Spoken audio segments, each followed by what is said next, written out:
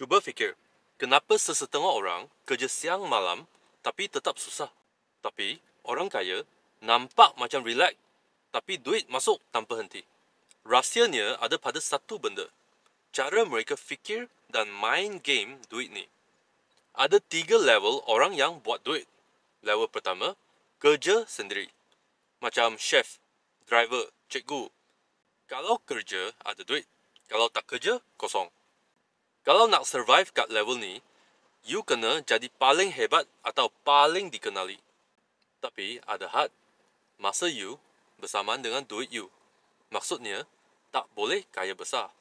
Level 2, guna orang. You mula bina team. You bukan buat semua sendiri. Tapi urus orang buat untuk you. Macam business owner. Orang kaya kat tahap ni tak berkira nak bagi share, bagi untung. Sebab dia tahu, lagi ramai bantu dia buat, lagi laju dia naik. Level ketiga, buat game sendiri. Ini level tertinggi. You bukan main dalam game. You buat game tu sendiri.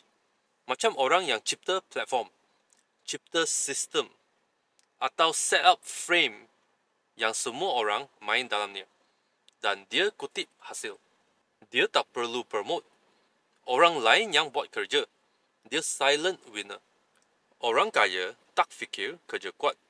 Tapi dia fikir kerja sekali, hasil berkali-kali.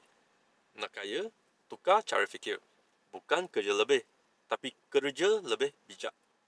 Kalau you masih buat semua sendiri, you belum masuk game orang kaya.